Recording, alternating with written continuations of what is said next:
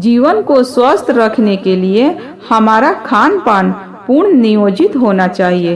ऋषि परंपरा में खान पान का पूर्ण नियोजित मिलता है। हमारे संत मुनि अनावश्यक खाने से बचते थे, उतना ही भोजन लेते थे जितना शरीर की जरूरत होती थी। अनियोजित खान पान से हमारा शरीर रोगी व आलसी हो जाता है। वर्तमान में जंक फूड इसका सबसे बड़ा उदाहरण है।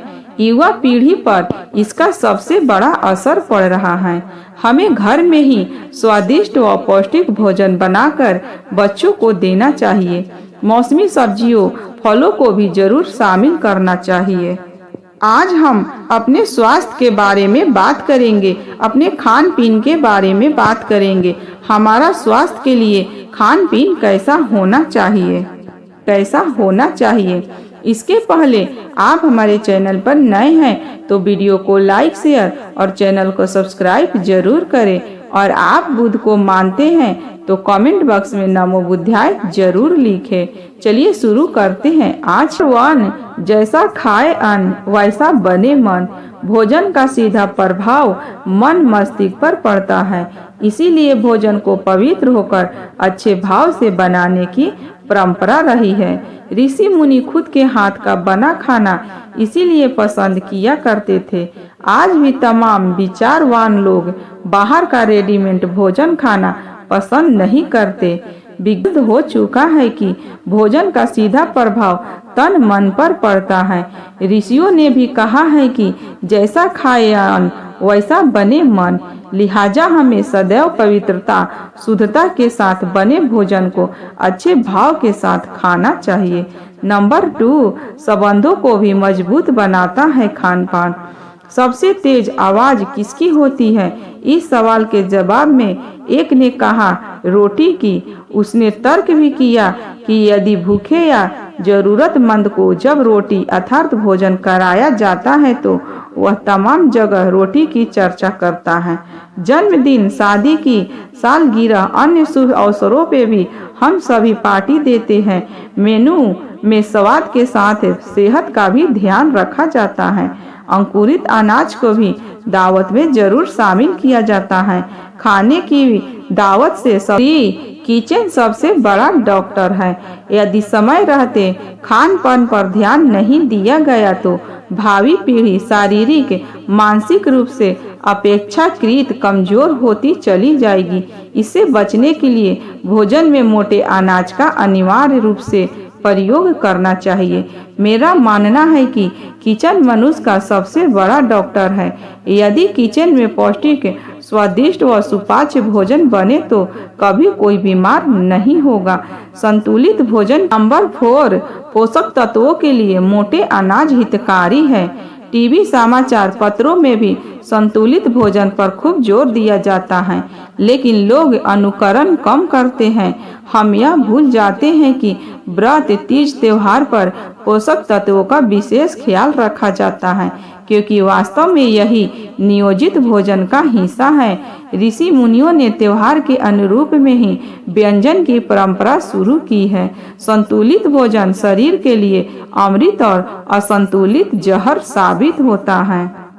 नंबर 5, पोषक तत्वों से भरपूर हो भोजन। भोजन में सभी तरह के पोषक तत्व होने चाहिए। इसके लिए दाल, चावल, रोटी, सब्जी, सलाद का प्रयोग किया जाना चाहिए। इससे सभी पोषक तत्वों की पूर्ति हो जाती है। डॉक्टर भी यही सलाह देते हैं। टीवी पर विज्ञापन देखकर जो लोग जंक फूड खाने में आदी हो जाते हैं उनकी सेहत खराब हो जाती है। वह पढ़ाई के खेल में भी पिछड़ जाते हैं। नंबर 6, सब्जी, फल और दाल को भी भोजन का हिस्सा बनाएं।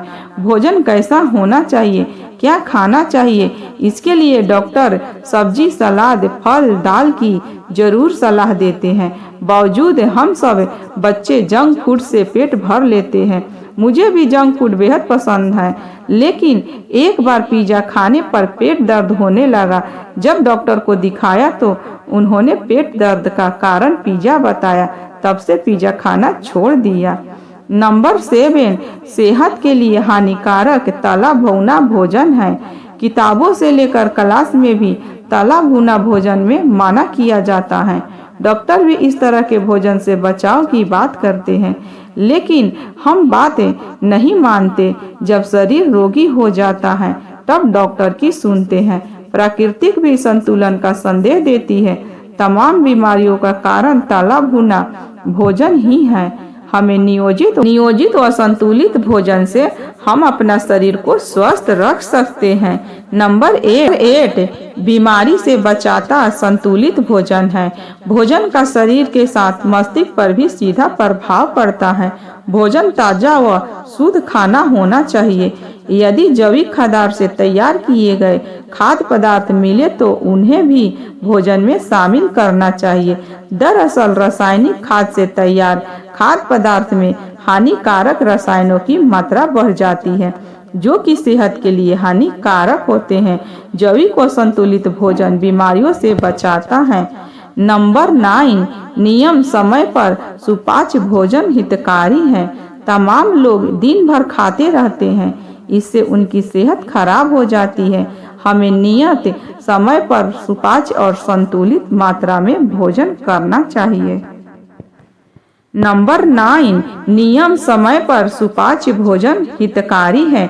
तमाम लोग दिन भर खाते रहते हैं, इससे उनकी सेहत खराब हो जाती है। हमें नियम समय पर सुपाच्य और संतुलित मात्रा में भोजन करना चाहिए।